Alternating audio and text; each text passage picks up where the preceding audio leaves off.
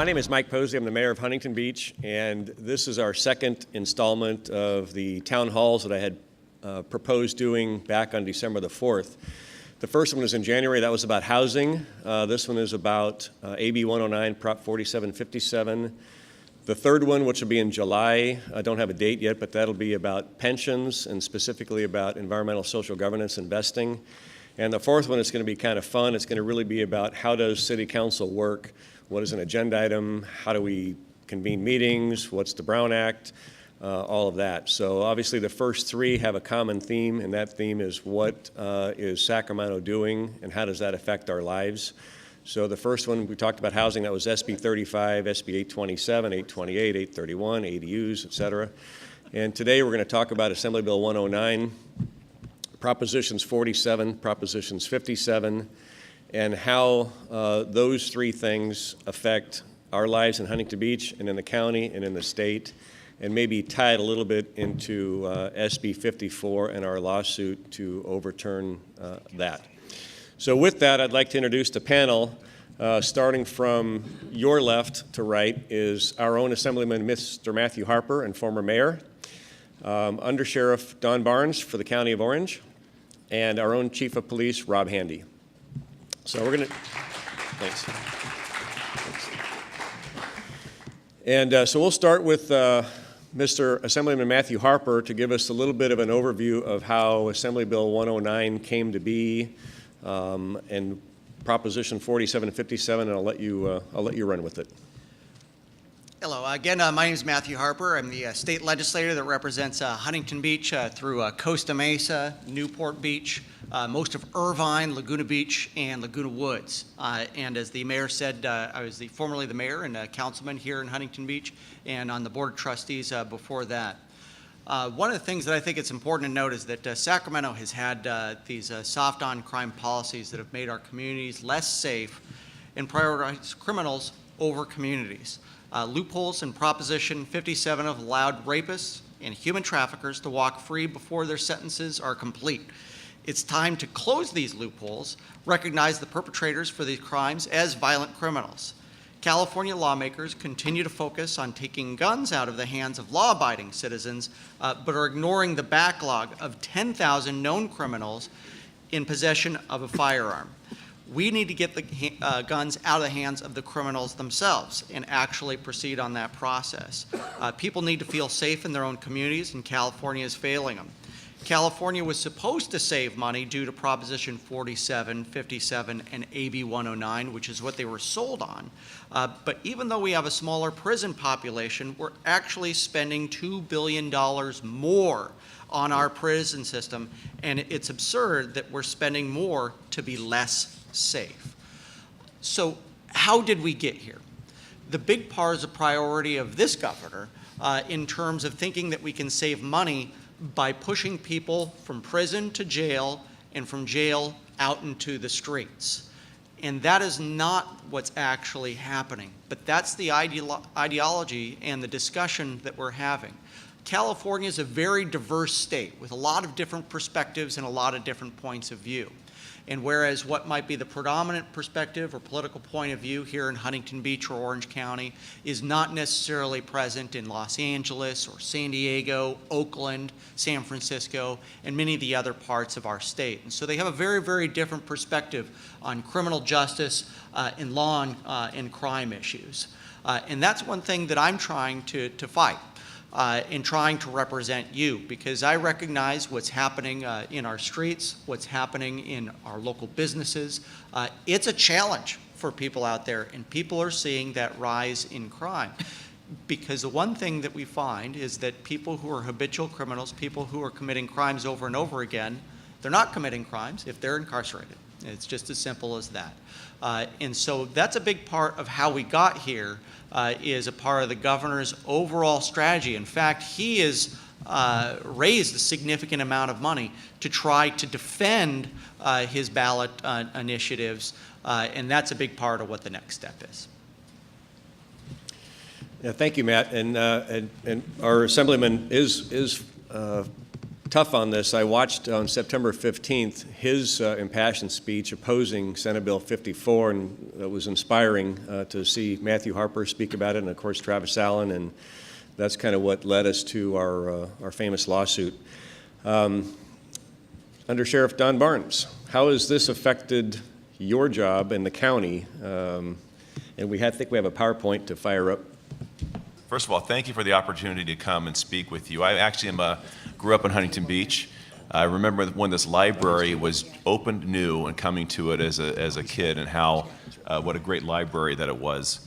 And I really appreciate coming back home. I live South Orange County now, but law enforcement's changed. I'm on my 30th year, and it's totally different than it was when I started, and how we can do this job. So I'm going to cover some of the same things that the Assemblyman covered, and kind of walk you through a little bit of progression. So is this Yep. going to control it? Great. Yep, and I you love have a this laser picture. pointer This picture's too. a little bit younger version of me.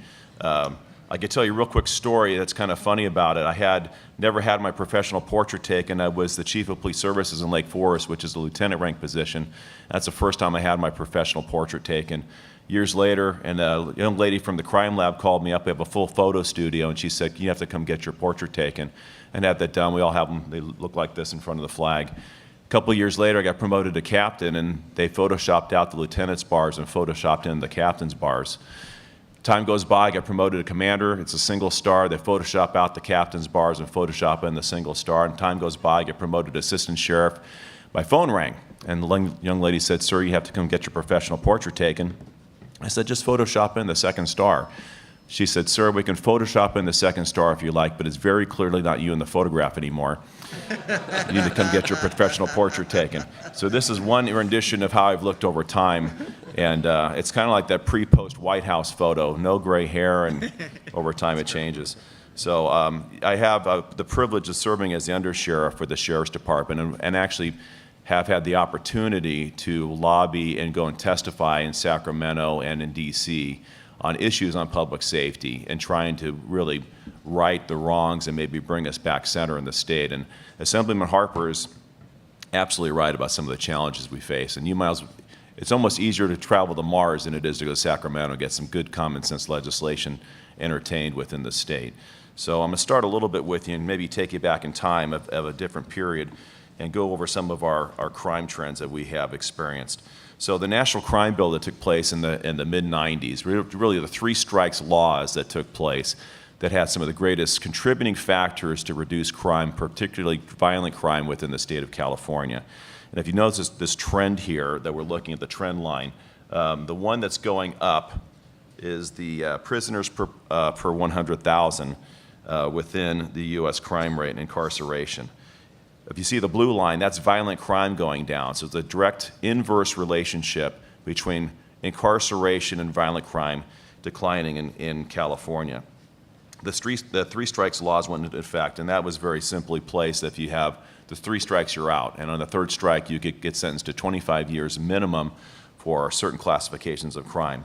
It's important to know this because as we talk about all the other items of legislation that have happened in the last 8 years, really, have been a direct attack on three strikes to try to get our state prison population down below a cap that was brought about by a lawsuit.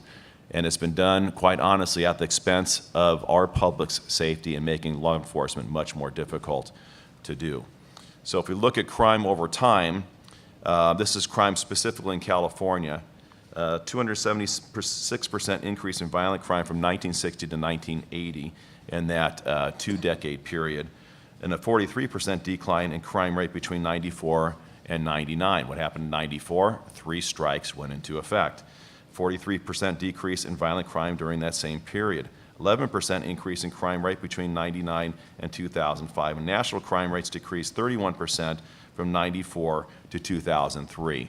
Now, if you look at, I'm going to cover some of these things, and they may not be on the slides, but it's important to note that as we look at crime, and especially with Prop 47 that took place, I'll cover in a minute, in 2014, there's a lot of arguments that crime, Prop 47 did not have an impact on crime in California. And I can tell you that that's a false narrative. It may not have had a significant decrease, a slight uptick, But what we saw nationally in the same period is crime continued to decline nationally when in California, at the same time Prop 47 went into effect, crime increased in our jurisdictions. So if all things remain constant, other than major metropolitan areas like New York and Chicago, and that's a totally different comparison in Chicago, falling crime in Chicago, but nationally, crime continued to decline. In California, it started going the other direction, right around the time when Prop 47 went into effect. So AB 109, as Assemblyman Harper had mentioned, is known as public safety realignment, prison realignment. It was in 2011, and what it did was it reclassified or redesignated the three nonviolent, non-sexual, non-serious offenses, and transferred those prisoners to the county jail system, or allowed them to be sentenced to county jail longer than the term of a year, where they would normally have been sent to state prison. It was the first attempt to reduce the state prison population. Now, this is where it gets very challenging for those of you who don't know. First of all, if your point of reference for county jails or state prison is the television show Orange is the New Black, you're not going to get a really good representation of how jails and prisons truly work. State prisons are intended for long-term incarceration, and they program completely differently than you do in county jails.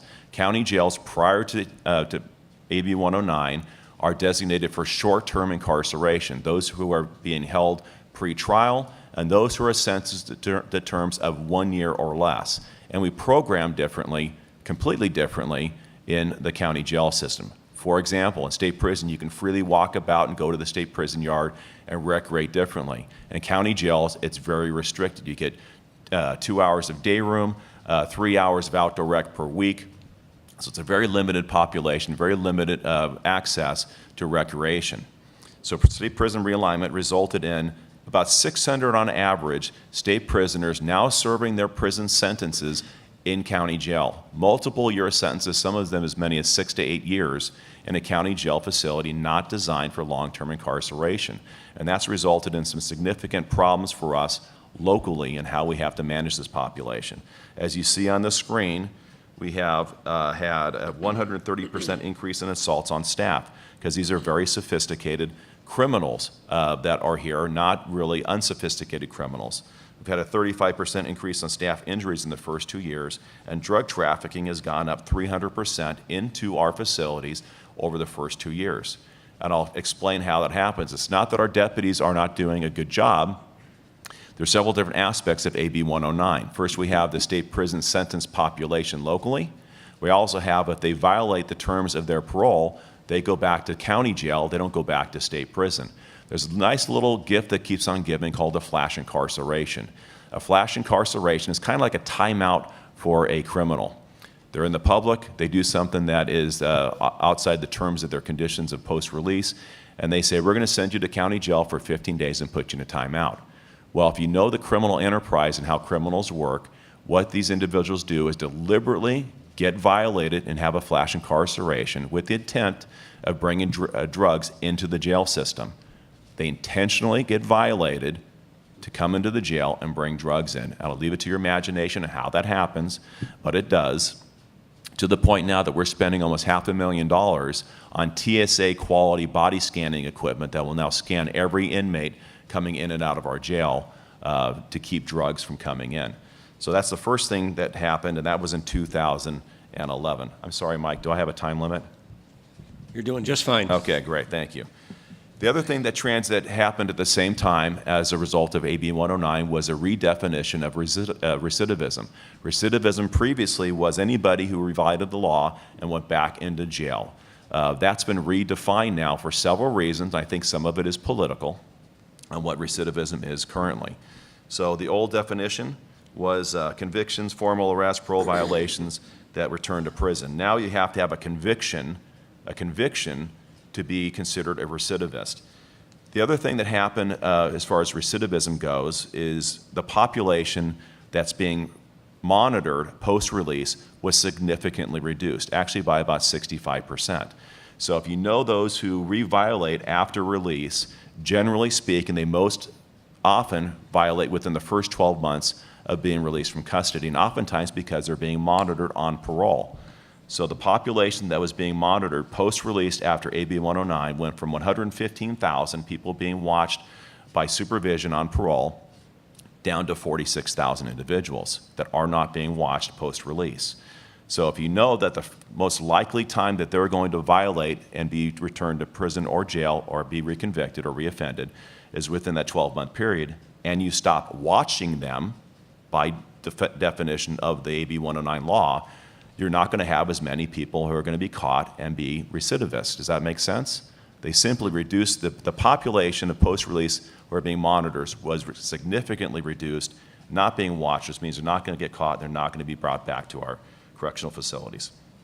And that's important to know because at some point it will be portrayed that recidivism is down, but violators are not offending, but we just stop monitoring the population. I hate to use the term cook the books, but if you stop looking for things, you're not going to find it happening. On the, it's kind of hard to see. I'm sorry, I didn't change the slide. I apologize. This is the slide I was just talking on. But on this slide, it's kind of hard to see, but right in the middle, see, is the pointer working here? Yep. Good. This slide right here is Orange County, and this orange part are those who are pre-realignment, and the bottom part is those who are post-realignment. So it's kind of an anomaly here, but post-realignment, we have more people being caught recidivizing or going to jail than we did in other areas of the state.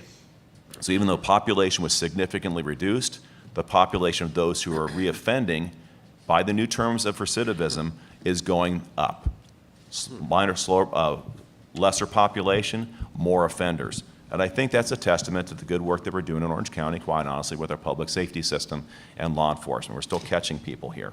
Could I ask you to elaborate a little bit? One thing that just came to mind, we'll have to take questions from the public, all of you at the end. We have microphones set up on both sides. But looking at the slide, is this part of a manifestation of Proposition 47 too, where felonies were reduced to misdemeanors, and then if they commit the same crime that's now a misdemeanor, it's not a recidivism statistic for a felony? Well, that is also because it's returned to state prison. That's a great point. I was going to get to that on Prop 47, but that adds into it as well, because as we get to Prop 47, and what the mayor refers to is Prop 47, which is the largest recategorization of law that impacts law enforcement nationally, not just here in California, but if you take the two largest categories of crime, regardless of where you work in law enforcement, are going to be property crimes and drug crimes. And in California, with Prop 47, those are reclassified from felonies to misdemeanors. Misdemeanors do not go back to state prison. Misdemeanors can only be sentenced to county jail. So that's an initial contributing factor in that these crimes are no longer eligible for state prison incarceration. Crime trends that we've seen now, this is Prop 47, as the mayor just referred to. Many of you probably even knowingly voted for it because it was on the ballot as the Safe Neighborhoods and Schools Act. And if you just go in and look at ballot titles, you probably would think who's not for safer schools and safer communities and check the box. I will tell you did nothing to make schools or communities safer, did exactly the opposite by reclassifying those two categories of crime.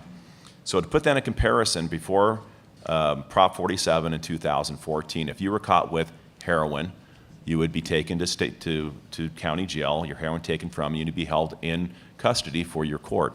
And despite what the state prison system and Governor Brown says, 80% of those felony convictions spent their time or sentenced to county jail, not state prison. You really had to try really, really hard, first of all, to even get into county jail.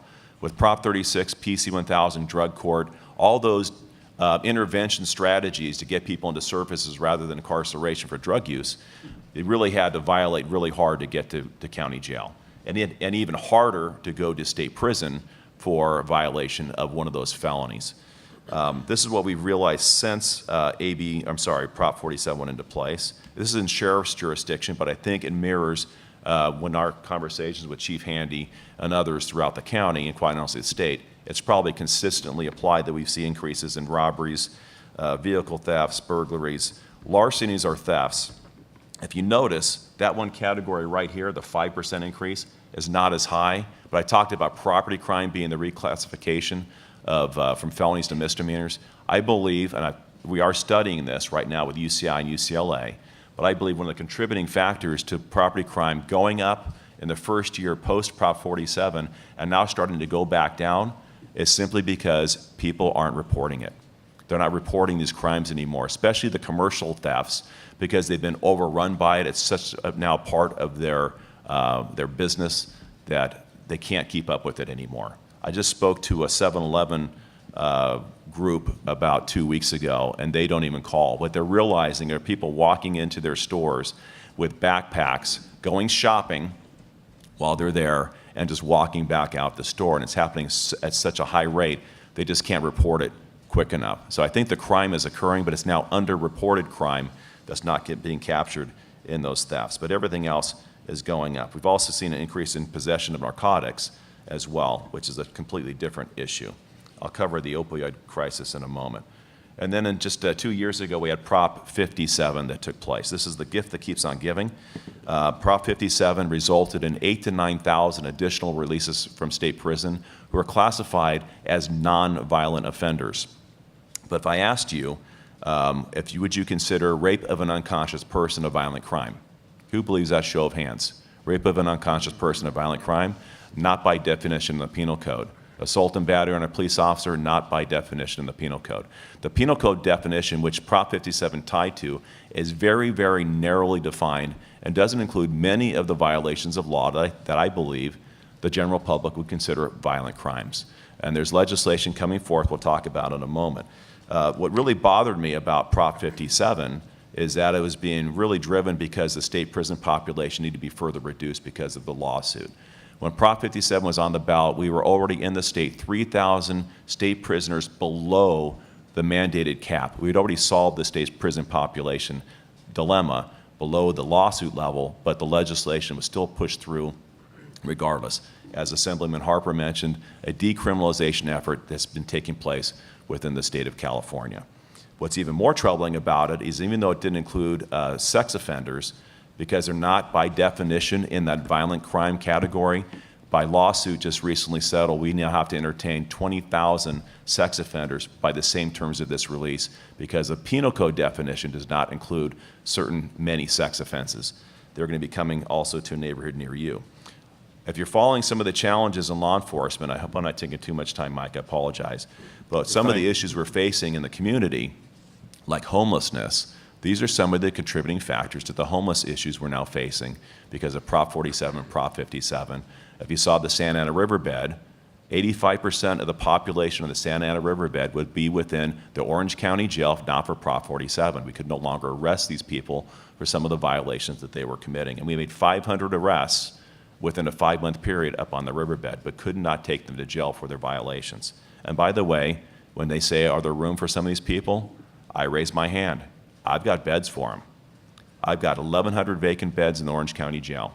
We need to reverse some of the crime trends and hold people accountable for the violations that they are committing and put them back in custody, oftentimes for their own good, to protect them from themselves, from some of the crimes they're committing and some of their addiction issues. So that's what Prop 57 brought for us. And now we'll talk real quick about the Sanctuary State Bill, SB 54. SB 54 impacted a lot, and I applaud the communities for standing up against bad public policy, including the city of Huntington Beach and others who have taken a stand against SB 54. I was in Sacramento about a year ago this time, railing against SB 54, Senate Bill 54, and some of the impacts it had. We had some of the language removed, which made it less worse, not better, made it less worse, but it's still lipstick on a pig, it still has bad public policy, and we're dealing with some of the impacts of that. What it did specifically for us in the county, especially the Sheriff's Department, is prevents us from communicating with federal immigration on in-custody individuals who are undocumented, then allowing us to turn them over to their custody if they want them. So for last year, I'm going to put this in perspective of numbers, and people want to say this is an attack on immigrants. It is not. It's a protection against criminals in our custody. And we should use every tool available to us to hand over criminals, to take whatever actions necessary to keep them from returning to our community and preying upon the community in which they live. Simply put, last year we turned over 580 individuals who are undocumented, who rose to the very high threshold of the Trust Act, over to ICE. We had 5,556 of the 57 or 58,000 individuals in our custody last year who are undocumented. We didn't turn them all over. There's this false narrative that's being spread by the media and the pro-immigrant community that's all about going after people for traffic violations or whatever it might be. It's only those who ICE wants and their very high threshold of violators. There's a smaller portion in there that doesn't rise to the level of the Trust Act. Now, since this has been in effect, that doesn't rise to the level that ICE has placed detainers on that we cannot communicate with ICE on. Those are the individuals I'm concerned about. They're still very serious offenders. They don't rise to the high level of the Trust Act. They're still sophisticated criminals being released back into the community. So last year, when this was passed, the sheriff asked me to look at the legislation and see if there's something we could do about it. And we found a loophole. It was in the law, and what it allowed us to do is, what the law said was we cannot communicate with ICE, but we can make information publicly available. And what we did was we started posting the release dates of every inmate within our custody. Every inmate, regardless of immigration status. So up till about the end of March, we had 181, I believe, individuals who rose to the level of the Trust Act. 244 didn't. ICE had placed detainers on these individuals that they said we want them, but we couldn't hand them over or communicate with ICE because of SB 54.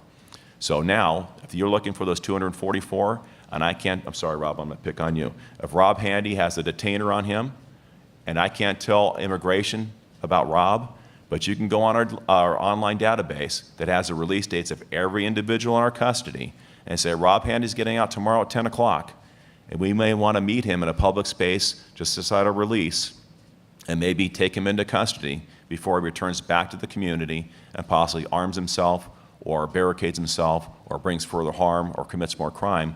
I think that is a good thing for the public's safety, and they should take advantage of that opportunity. Simply put, it's one way we try to work with them. We have to follow the law until the federal lawsuits determine that it's unconstitutional. Until then, state law we have to follow. But this is one way we had an opportunity to work through it. Under Sheriff, Yes. I have one question. Sorry to interrupt. On the 244, what percentage of those would you say would be fall into that Prop 47 category that was once a felony, now a misdemeanor? Would that apply to those 244?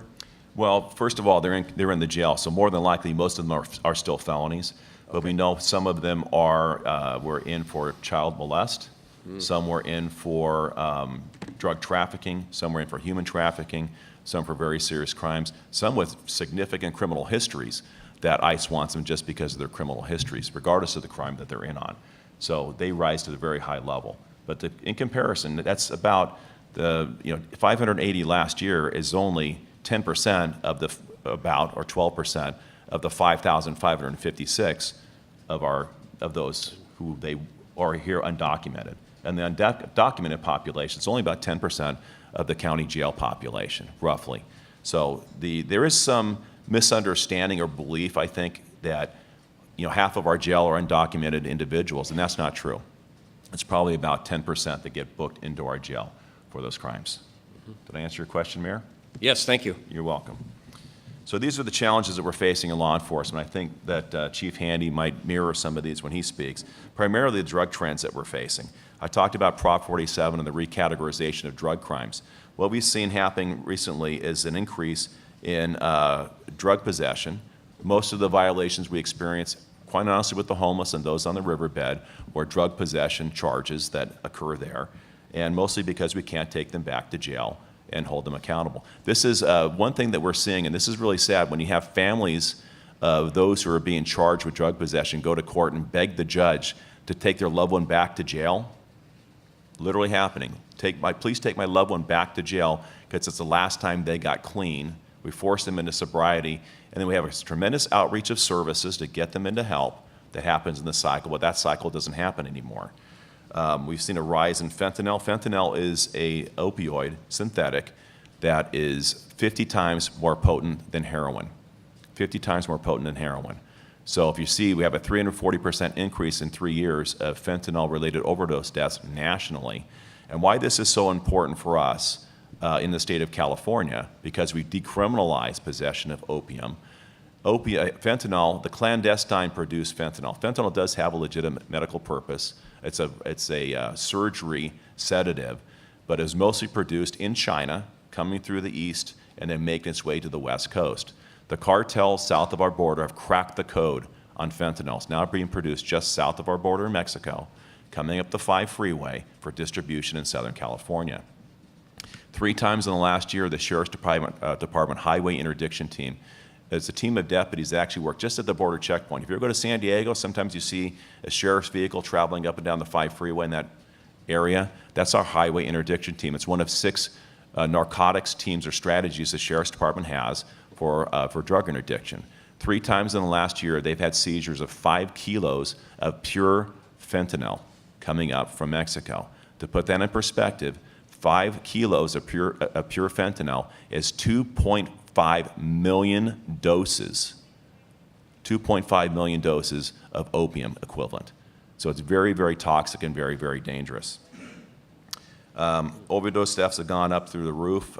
We started a program in the Sheriff's Department a few years ago. It's called naloxone. It's like the Narcan. It's an opioid antagonist. It brings back people who overdose. We've had over 24 saves in our community for those who overdose. We have it for our deputies as well. The coroner's office has it, our crime lab, and because of our drug problem in the jail with drug trafficking, we have it in our custody operations as well. And I highly recommend that in public safety we include that. The chart that you see here on the screen are the emergency department visits. That's the blue line, and the hospitalization rate that's taking place. This is going up through the roof because we're seeing overdoses going up through the roof, and as well as overdoses in our coroner's office. So our drug laws have changed. What we see now is a 29% increase in DUI tested positive for candidates. About 3 out of 10 people now are have THC in their system. 56% of fatalities test positive for at least one drug, and that also includes THC as well. 4 out of 10 DUI fatalities have a polydrug combo of 3 substances or more. So DUI has gone through the roof, and a 580% increase in fentanyl-related DUI cases in just the last year. I want to cover real quick about medical marijuana and recreational marijuana. We have seen the biggest challenge we're going to face, and you don't have to look to Colorado to find out where we're going to be dealing with within the state of California. Increased hospitalizations, increased DUI fatalities, increased teen use, lost commerce. Every one of these storefronts takes the place of a legitimate tax-paying business that gets displaced by the medical marijuana and recreational marijuana storefronts. If you look to Colorado and the Denver area, and I know that commerce and transient occupancy tax is a big deal for Huntington Beach, those who come to visit and tourism, for the convention center crowd in Denver, 1 out of 2 people said they will not come back in a poll, in a survey. They will not go back to Denver for that convention center crowd because of the proliferation of homeless and drug use and crime that's now happened in Colorado. And when you look at the revenue that's supposed to come with recreational and medical marijuana, it is significantly outpaced by the social costs. The cost of hospitalization, the homelessness, the drug addiction, the crime, all those things significantly outpace any revenue that comes in as a result of recreational medical marijuana. And most importantly, those establishments, they oftentimes don't operate in compliance with the law. We shut down many of them, the medical marijuana distributors in Orange County, in our sheriff's jurisdiction, because they were operating as just drug dealers. They don't operate in compliance with the law. And so when we look at our job that we have to do, we have many things. Drug issues we're facing, homelessness issues we're facing, medical marijuana, and we have limited resources. There's only 3 solutions. We have to play whack-a-mole and do whichever one we can, or we have to focus all our efforts on one at the expense of not doing something else, or we have to add very expensive resources called police officers, deputy sheriffs, to take care of all of them. And that's a burden that's placed on the taxpayers, or a harm created for the taxpayers by the crime rate that results. Mental illness, if you're following this, challenge for us. The last 2 state mental hospitals in the state closed up recently, one of them being Fairview State Hospital in Costa Mesa. Up until about a year or 2 ago, If I asked you how many crisis stabilization units there were in Orange County for those in mental health crisis, we have 3.2 million residents. You'd be shocked to know that we had a whopping total of 10 beds in the entire county for a mental health crisis.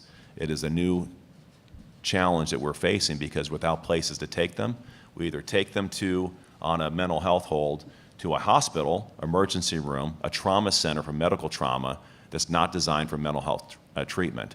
They do their best, but it's not designed for that. The county recently purchased a location in Orange that will have 200 beds for a mental health treatment that will be open probably in about 18 months. We also have funded through the county 4 crisis stabilization units. And like Rob, probably when he worked patrol a few years ago, like me, we used to have places to take people in mental health crisis. Those don't exist anymore. We have to have those places to take individuals who need help right now to go to them and put them in a condition where they can get some help rather than wandering the streets as the homeless or without any assistance within the county. Oh, did I cover homelessness? No. Sorry, I skipped the homelessness issue. I went straight to this.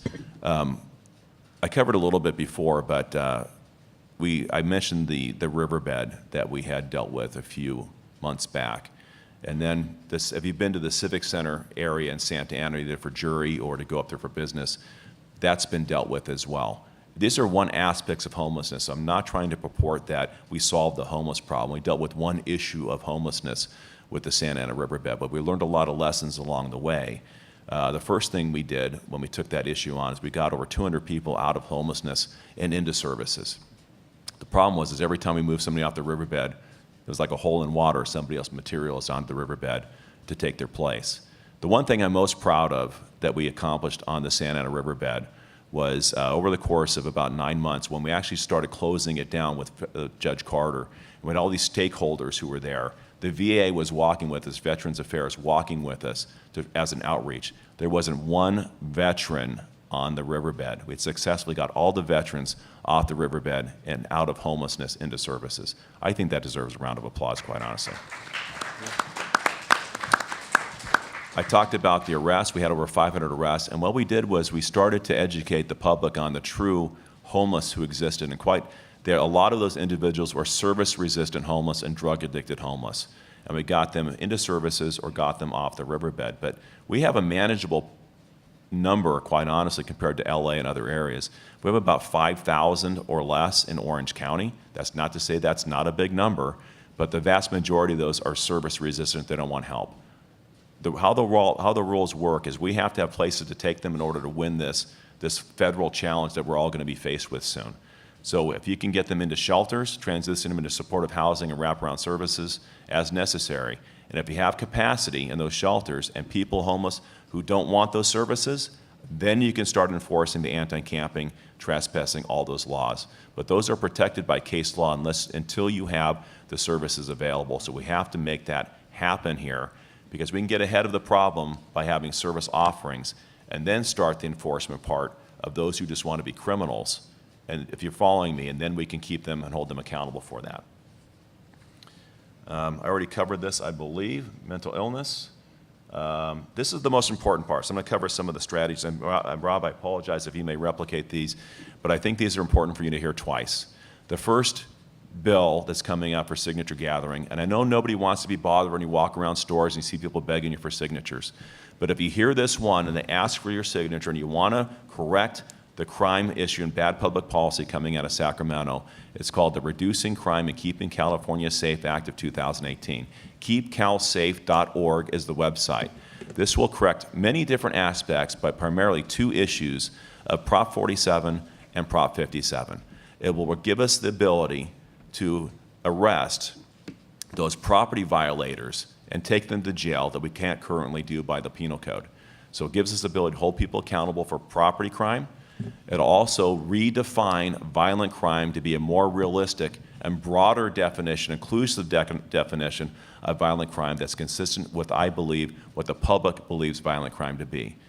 Redefinition of violent crime and ability to arrest people for property crime. There's also other bills that are out for property crime as well. AB 3011 is one. It actually allows us to aggregate the amounts of those losses and make it a felony, or at least book them into jail as necessary. Right now, the one thing that our criminals can do is they can add up to $950 real quick. Because if it goes over $950 in property loss, it makes it a felony. They'll go right up to $948 every time, and if it's under that, they get a ticket, they walk out, they go in the next store, and they steal $948 worth of property, because there's no accountability measures in that as well. And the one other one is called the Stepping Up Initiative. This is a county-based initiative that we've started about 2 years ago. It's to correct the behavioral health issues that we're facing as a community.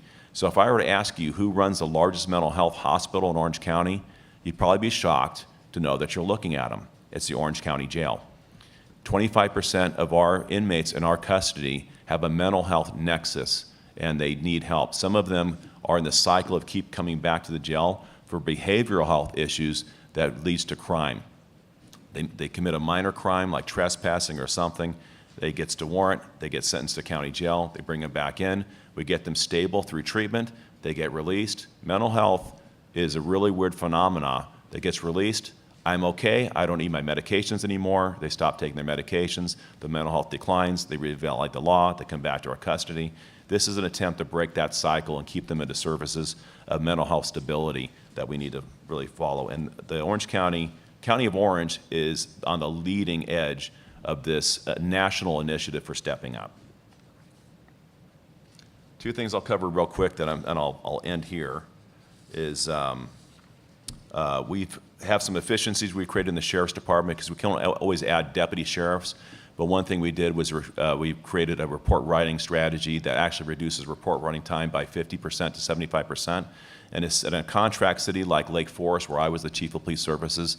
That's the functional equivalent of 2 full-time deputy sheriffs that they now have out catching people or preventative posture in the community. The other is a drug use prevention program. We have one that's unique to the Sheriff's Department called Drug Use is Life Abuse. We have offered to every school within our jurisdiction in this calendar year, school year, a drug prevention, age-appropriate drug prevention program to help get ahead of the kids before they start using. We need the same strategy we used for tobacco 15 years ago. Tobacco use plummeted as a result of our elementary school-age education. We need to do the same thing before they start testing and using drugs to keep them out of that arena. Homeless collaboration is a big one. I talked about behavioral health. I'm on a behavioral health initiative. I've applied to be part of the Coalition to End Homelessness, and I hope to be part of that as well. And I know that as a county, the conversations between the chiefs of police, neighboring chiefs of police, and the county is taking place now greater than ever, because this has to be dealt with as a holistic problem, not a disparate problem from city to city, else we just punt it back and forth within our communities. And I think I talked way too long. I hope I didn't scare you too much, but I know that there's hope. I think the pendulum is swinging back center, and I think with great legislation being sponsored and carried by Assemblyman Matthew Harper and others, we can help bring a safer environment back to Orange County. Thank you for your time. That was spectacular, very, very voluminous in your data, and answered almost all of my questions. As I was writing them down, you had the answer right away. While we're switching up the next PowerPoint for Chief Handy, the one that really caught my attention was AB 3011 and the aggregating of petty theft among the other crimes. And this is something that when I talk to people out in the city, we talk about Prop 47, we talk about SB 54, that it's true that you could theoretically steal a $948 car 5 days in a row and you get 5 tickets and you don't go to jail. Is that a fair summarization? You can do that 5 times in the same day and not go to jail. So oh, geez. That's, as long as you're under that amount, it's not considered a felony, and it happens over and over and over again, and oftentimes tied to the drug addiction crisis that we have within the state of California. If I were to tell you this statistic, and prior to just a few years ago, before we locked down access to the narcotic analgesics, the OxyContins and the Vicodins, the United States is 5% of the world's population. And as a country, we consumed 95% of the world's Vicodin. Think about that. 95% of the world's Vicodin was consumed within this nation. We've created a nation of addicts. And then we locked down access to Vicodin and OxyContin through good legislation, but probably not timely legislation. The affordable alternative to those painkillers is heroin. It's cheaper, it's more readily available, so people are those addicted to painkillers are transitioning over to heroin and opioids because it's cheaper, more readily accessible. And that's not because, and I'm going to applaud Matthew Harper and Senator Bates and Janet Nguyen and others at the state. We are fighting the battle. We just can't, anything looks like it results in incarceration at the state prison level is being declined, denied, vetoed out of Sacramento. So much so, I talked about fentanyl and the health crisis it's created. 3 years in a row, the Sheriff's Department has sponsored legislation to include fentanyl in the same category of enhanced punishment as heroin, methamphetamine, and cocaine. And 3 years in a row, it's either failed in committee or been vetoed by the governor. It's 50 times more potent than heroin, and if you're trafficking it and selling it, it's not considered the same level of punishment as heroin is. The state is broken. We need to be together and really need to watch the legislation. And I think that's starting to swing back center. Even the other side, I'm a nonpartisan office in the sheriff, but even the other side is getting tired of being victimized by some of the crimes that are happening throughout the state. It's an opportunity for us to correct this. If I can add on to Please. that as well. Under Sheriff Barnes is correct in that there's an almost ideological opposition to any increase in penalties and often any establishment of something that would be considered a new crime as well. You'll find 99 times out of 100 that there's that opposition to if you want to increase a penalty from $500 to $1,000 or $1,000 to $5,000 because perhaps that penalty is out of date. Maybe it was established in the 1970s, 60s, or earlier when maybe that amount may have been a deterrent to crime, but may not be today under today's economic standards. And that's one thing that I think it needs more and more advocacy from the public in terms of being able to try to break that ideological opposition. Well, I think we're kind of on the right road with the breaking the ideology with the lawsuit on SB 54 and looking at what the county's efforts are and looking at the other cities in Orange County, outside of Orange County, and even into Northern California. So maybe there's a sea change movement that's starting with that and working its way backwards, and especially if you look at keepcalsafe.org for the alternatives to the propositions, that might lead us down a more clear path. With that, let's transition to our own police chief, Rob Handy, and his perspective on what's happening right in our own backyard. Thank you, Chief? Good morning, everybody. I put a few slides together, and I'm going to try to not duplicate what Under Sheriff Barnes talked about. But I can tell you, I'm not an elected official like the other three on the stage here, but air quotes are around the criminal justice reform for a reason. And we have struggled mightily with some of the reforms that have come out of Sacramento that have been imposed on cities throughout California. And it started back in 2012 with the AB 109. And I don't want to go over each one of those again. I do want to touch on a couple of things that that the undersheriff didn't talk quite a bit about. With Prop 47, one of the things that we lost, and I think we have not really realized the impacts of this yet, but we lost the ability to take DNA samples from drug offenders and also from felony property crime offenders. So all of those felonies that were reduced to misdemeanors, we no longer take their DNA when they go into jail. Under California law years ago, in a proposition that was passed by the public, anybody going into jail for a felony, we could take a DNA swab from them and it goes into a statewide database.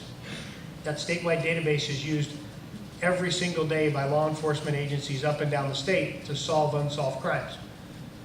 One of the things that is, with the advancements of DNA, we've been able to successfully resolve a lot of property crime offenses through DNA.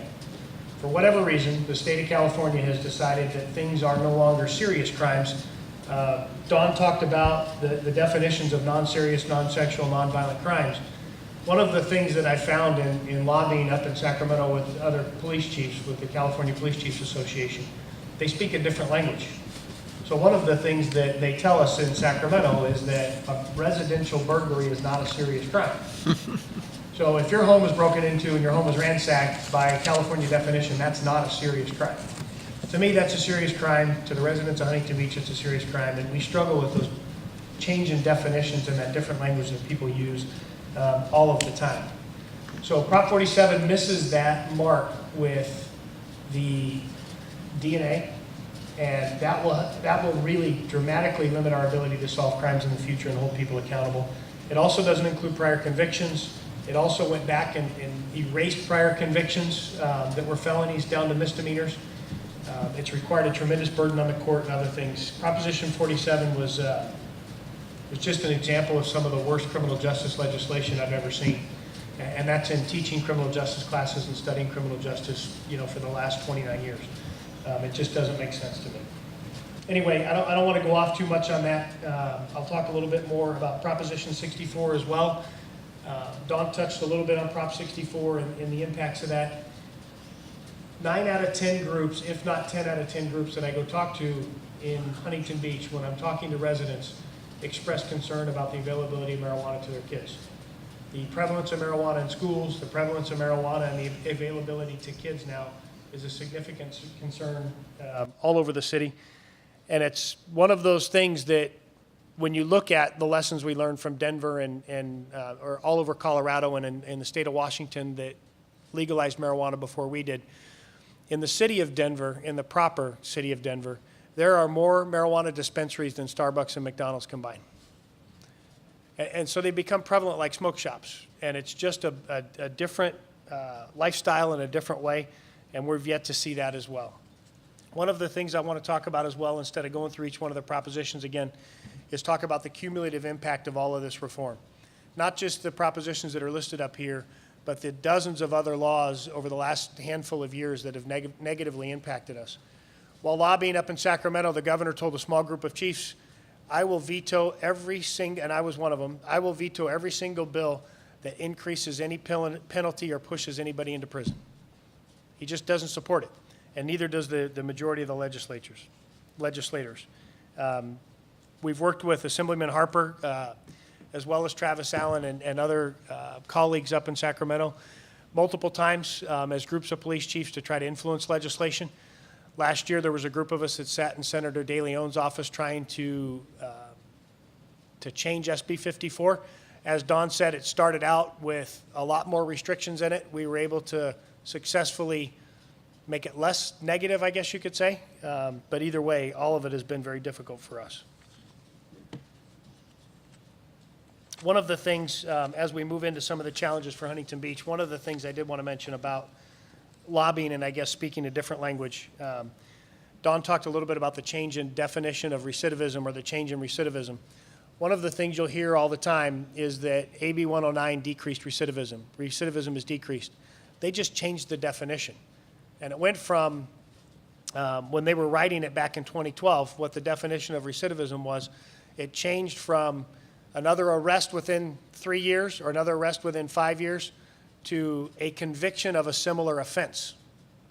That's a big difference. So if I get arrested for residential burglary and I go to prison, which they don't go to prison anymore for residential burglary, but if I were to go to prison for residential burglary and I get out on parole, the recidivism in the old rules prior to 2012 would have been if I got arrested again for anything, another crime.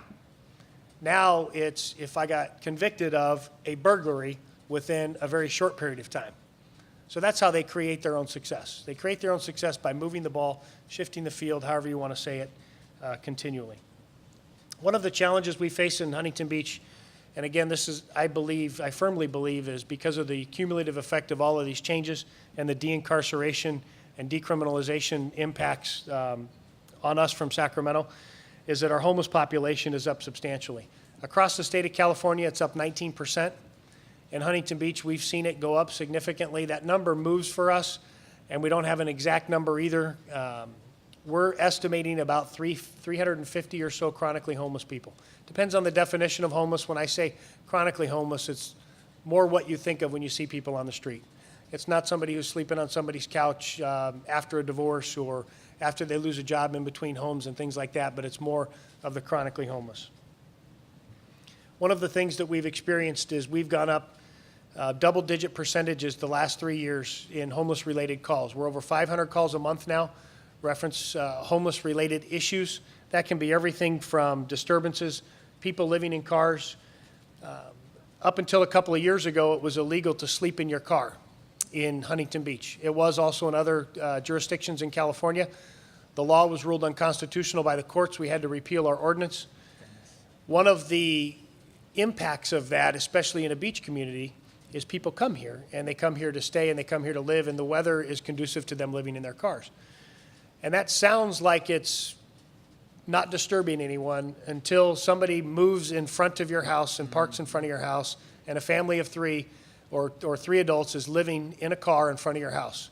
Where do they defecate? Where do they urinate? Where do they shower? When they play their music, when they smoke their marijuana, or whatever it is that they're doing that has an impact on the neighborhood. So we get those calls consistently, and our hands are tied. One of the other things we've experienced in Huntington Beach is an increase in sober living homes. It's gone up exponentially. They're unregulated when there's under 6 people living in the home, which has been a tremendous challenge for us. They pop up in neighborhoods. We don't even know when they're there until we get other complaints. Our estimation is over 50 in Huntington Beach now. We have as many as 4 and 5 on one street in Huntington Beach. And that significantly adversely impacts the quality of life.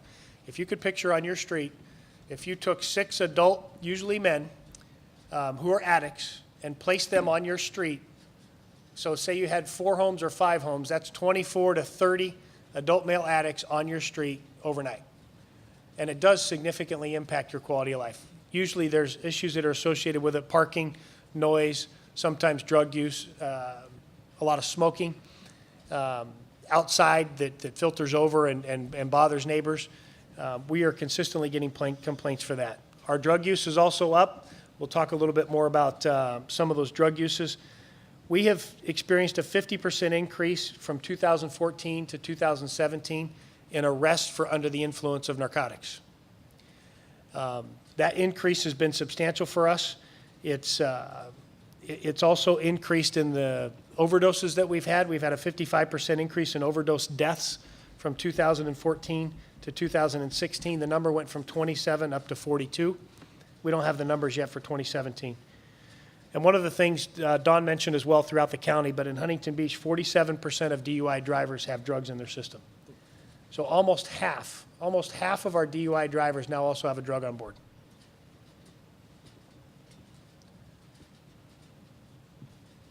Some of our other things that are challenges for us, our arrests are up. I wouldn't say this is really a challenge other than a resource challenge. One of the things that we do in Huntington Beach, and it's a little different than some of the other jurisdictions, Under Sheriff Barnes talked a little bit about giving citations for misdemeanors. A lot of our misdemeanors, especially the ones that used to be felonies, we still take people to our jail for. The only problem is the law only allows us to cite them out from the jail. So we do take them to jail. We get an update on their fingerprints. We get an updated photo. Usually that helps us down the road if they commit other crimes. And it's also a little bit of a deterrent, but they stay in there only 2 to 4 hours, and then they get released. One of the experiences that we're having now, we just had one yesterday. I'll give you an example. We arrested a person for a disturbance where he was high on drugs, creating a disturbance, a homeless individual, arrested him in the morning. Later in the evening last night, we were back out at the In-N-Out Burger on Beach Boulevard. He had banged on the windows, went in, scared children, took part of his clothes off, jumped behind the counter, and was running around behind the counter at the In-N-Out. Oh, my. That was the second arrest of the day, and all of them were misdemeanors.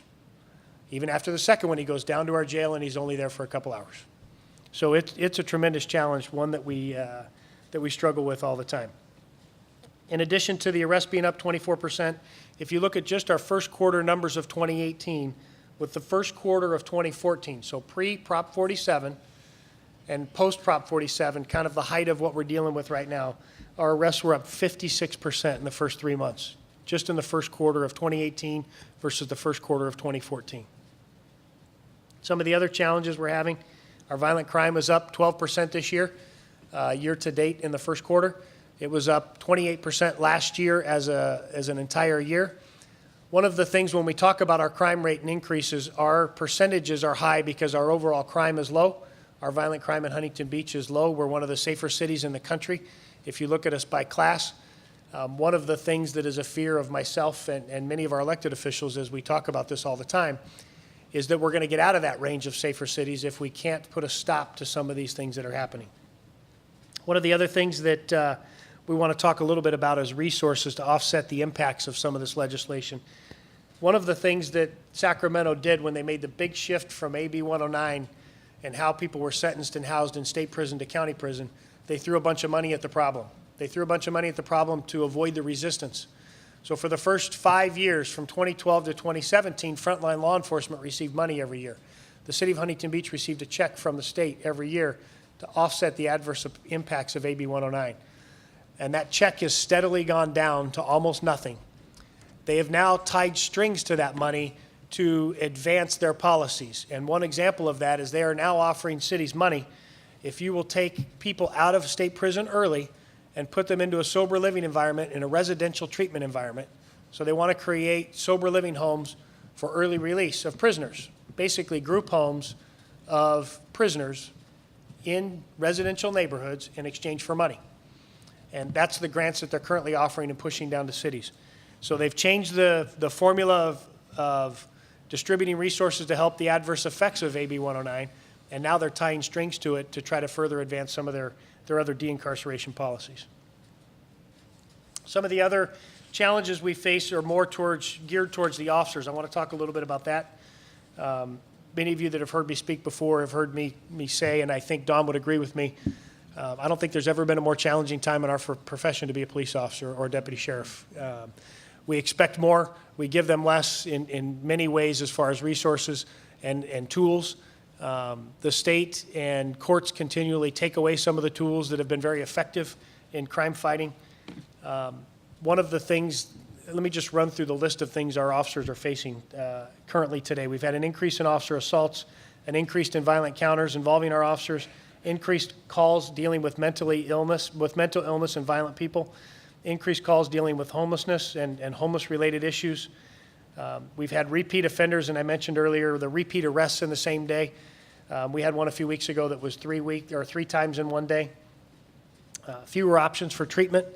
And even now, when we use they call it 5150, I'm sure you've heard that term, but it's the code that we use. It's the law that allows us to involuntarily commit somebody who is in mental crisis and is a danger to themselves or others.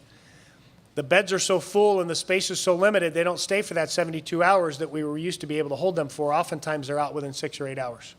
And sometimes we rearrest them in the same day and try to recommit them, or then they get arrested after they've been released from the institution we took them to for an evaluation. So there are fewer treatment options for mentally ill and also the drug addicted. Some of the increased expectations and scrutiny for our officers is also a significant challenge. And then I want to talk about the last thing before I close it out. Some of the threats that we're also seeing in the legislature that are coming up. There are hundreds of bills every single year in the California legislature that impact public safety. Most of them are in a negative way, from my opinion. Some of the upcoming changes that you're going to see that are already, some of them are already proposed, some of them were proposed last year and were 2-year bills that will be resurrected this year. Use of force changes.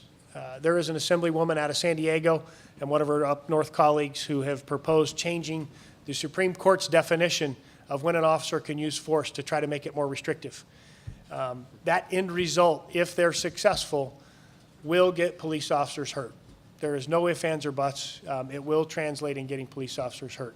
It is a typical political reaction to events people see on video and take out of context, or trying to improve performance or training through legislation, which that's a whole other thing. I don't want to get too much into that. But in addition to the use of force changes, bail reform, some form of bail reform is coming.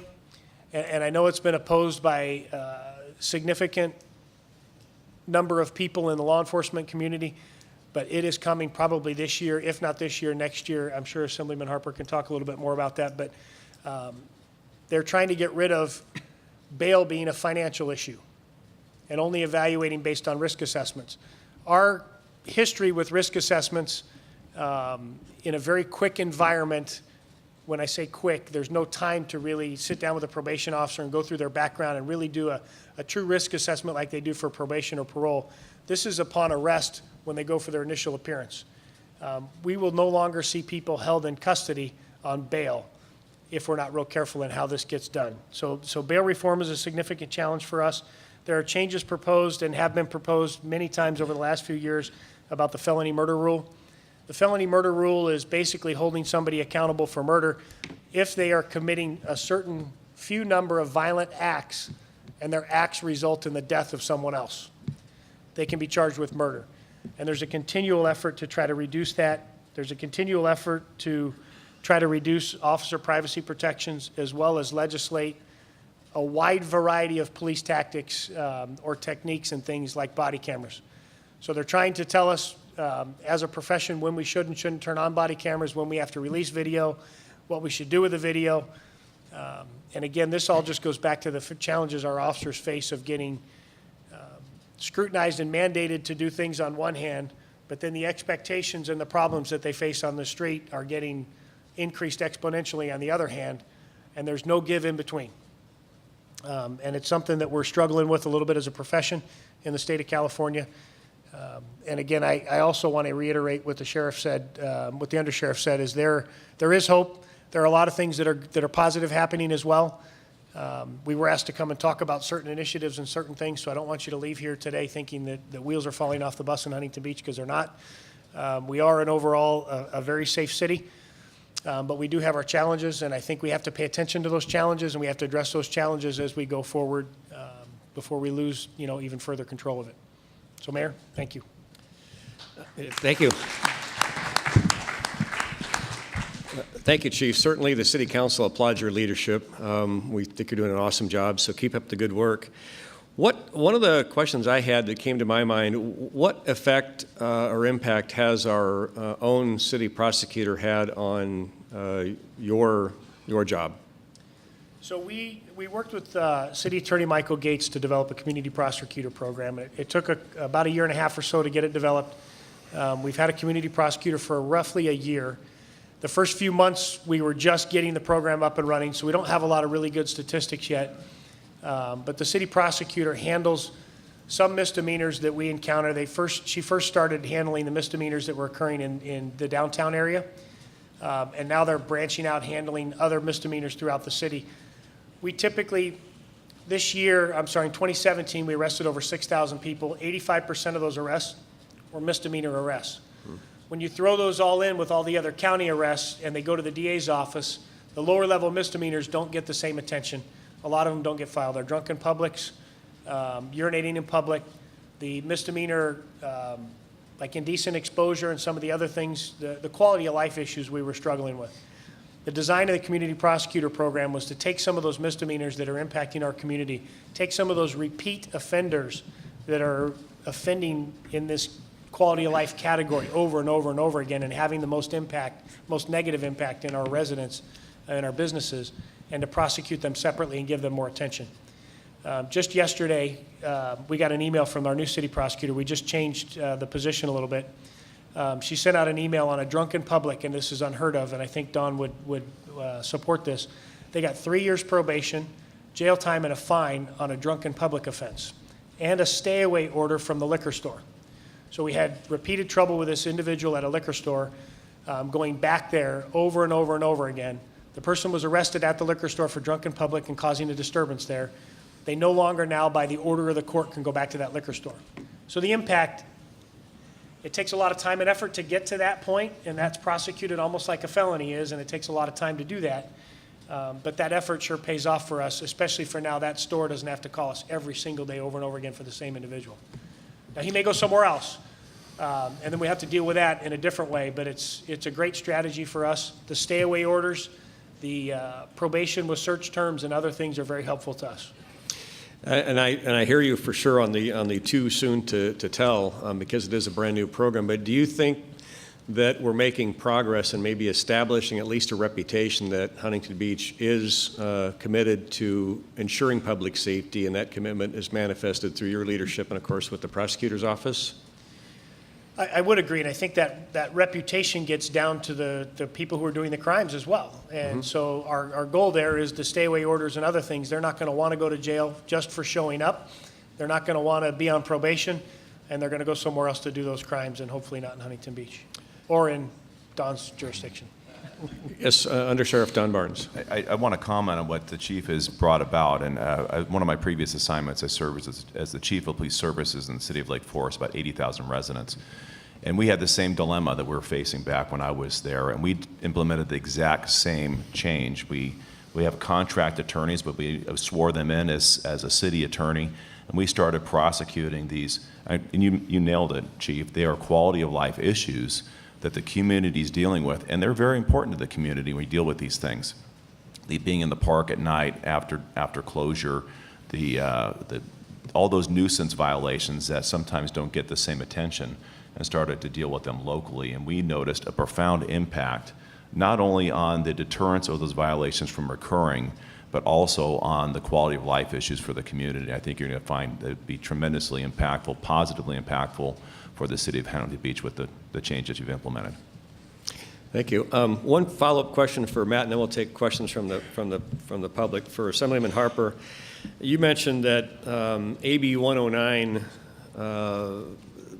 The idea was to save, I guess, maybe I'm being a little too Pollyannish, but the idea was to save money the California Department of Corrections, and that they've increased their spending by $2 billion with, what, 50, 60,000 fewer prisoners? Is that the number? Yeah, and that's exactly often the case in Sacramento, is that something is sold or purported to be justified on the basis of one thing, but it actually goes the other direction. That's what happened in this case. It's always been a very big challenge in terms of California's prison system, et cetera, because while there were quite a few prisons that were constructed during the 1980s, that did not follow up afterwards. And so being able to have the appropriate amount of room for the folks that populate a city that, or a state that now has over 38 million people in it, we just haven't kept up. And so instead of focusing on the way to be able to solve the problem, which is to have more beds, and there's plenty of communities, there's plenty of rooms, there's plenty of communities that would like prison population, whereas here in Orange County, we typically don't favor jail or prison construction. There are plenty of communities in the Central Valley, far north, in Inland Empire and deserts that very much look to those as job centers as well. But it's a matter of being able to appropriately have enough beds, enough cells for those who justify it. And simply redefining crimes down, which is what was being done over the process of these ballot initiatives as well as AB 109, in my opinion, is not the way to solve it. Just to change the definitions to suit the number of beds or cells that are available, and that's where I find the particular frustration, because now we've been able to see that that's not the case, but you still don't see the majority budging on their ideological commitment to that. And then a follow-up question, I guess, maybe for Under Sheriff Don Barnes. With AB 109 releasing all these prisoners to the jails, county jails, city or county jails, did the jails fill up, and then Prop 47 was a manifestation of that to reduce the population in the jails, again, to further kick the can down the road? Well, it was really both. AB 109, of course, the first effort to deal with the state prison population. Prop 47 had the same effect, but in a different way. We couldn't take them to jail. Mm-hmm. AB 109 bringing from state prison to county jails, Prop 47 preventing their arrest in its entirety. Yeah. And then even if they go to warrant or go to jail or sentenced, they can't be sentenced to state prison because they're misdemeanors, not felonies. So we're trying to work through some of those. I mentioned that we have about 11 or 12, depending on the month, 11 or 1,200 vacant beds. I have another 1,000 beds we can make available that we contract with the federal government for ICE detainees and the federal marshals, but 1,000 beds that are occupied. It's good because we have capacity that's not being utilized. It brings about $30 to $35 million of revenue back to the county that we can use for public safety services, so that's a tremendous benefit. I am looking, though, however, because the penal code defines who we can take to jail and hold there. The chief is right. We can process them through the jail, but within hours they're going out the back door. I'm actually having our county council look to see if there's some way we can change through county code the ability to book these misdemeanants and hold them in jail. Because if we can do that and find a way to solve that problem here, I've got the room for them. And if we can take criminals and hold them accountable and put them into jail rather than keep them in the community where they prey upon our businesses and residents, we'll do it. We're trying to find any innovative way locally that we can help move the needle and keep our community safe. So you could detain for arraignment until we have bail reform, right? Well, I'm not for that either. Of course not. And if I could Yeah, add, neither am I. California has 58 different counties, so each has their own unique system in terms of how much space they have and how much need that they have given their current criminal situation, and that all mixes together in terms of what are the situations with municipal facilities, et cetera. Some have room. Others do not. It just depends on how much capacity that they've built and how much of a criminal problem they specifically have in their area. And with that, I guess with the conceivably billions of dollars saved in the California Department of Corrections by releasing these prisoners back into our communities, has there been a proportional number of dollars distributed to those counties and even to the cities to deal with that? Is there were they fair? Well, the budget, I'm sorry. No, that's for you, No, the Mr. answer's no. Well, the answer is no, but we have, the state budget was just released, and there's two, I think it's $2 billion, and Assemblyman Harper can correct me if that's wrong, but $2 million that is being targeted for a rainy day fund. Well, Governor, it's raining. We need that money to do other things with it. We need to bring those monies and make those funds available for the litany of all the things you heard today, because without those funds, I've said this before, this is the greatest social science experiment being done in real time, and we are the control group. All these things are happening around us and amongst us, the decriminalization effort coming from the state. I often hear at times, marijuana is legal. No, it's not. It's been decriminalized in California, still federally illegal. That's how we go after these individuals. And working with the new U.S. attorney who came into the LA region, because we can't get fentanyl changed in the state, well, we're going to do a workaround there too. I've talked to him. They're going to start adopting these cases federally. Mm-hmm. So they're looking at these cases we have, and before, nothing against the district attorney, because they do a great job, but they're restricted by the state code and policy on what they can do. So we're going to see if the U.S. attorney, when we get the next 5 kilos coming up from Mexico, and it's really going to be sad because it's not the cartels that we're catching, it's the people muling them up, which are low-level players, but start to send a message and go after these people, maybe through RICO, and get them adopted cases federally. You get sentenced to federal prison, it's an 85% minimum sentence. And to put this in perspective for you about how marijuana truly operates, when we were dealing with the medical marijuana distribution network, and this is back under the Obama administration, they had a non-enforcement philosophy on marijuana. Well, the U.S. Attorney's Office was looking for one agency to adopt a case. Guess whose door they knocked on? The Sheriff's Department. We had an individual in South Orange County running medical marijuana, quite honestly, an enterprise throughout Southern California. I'll never forget his name because his name was Johnny Walker, not the whiskey, the weed. And he pled out to 17 years in federal prison and forfeiture of $10 million in assets in its not-for-profit medical marijuana business. And we sent a very clear message. That's what we have to do. We have to be innovative in how we look at the prosecution of these crimes, partner with federal agencies where necessary. And that's what SB 54 is, the first start and change, is this legislative restriction on communication with the federal government. It's the first step. There's also legislation last year that was aimed at preventing law enforcement from communicating with the Drug Enforcement Agency on marijuana.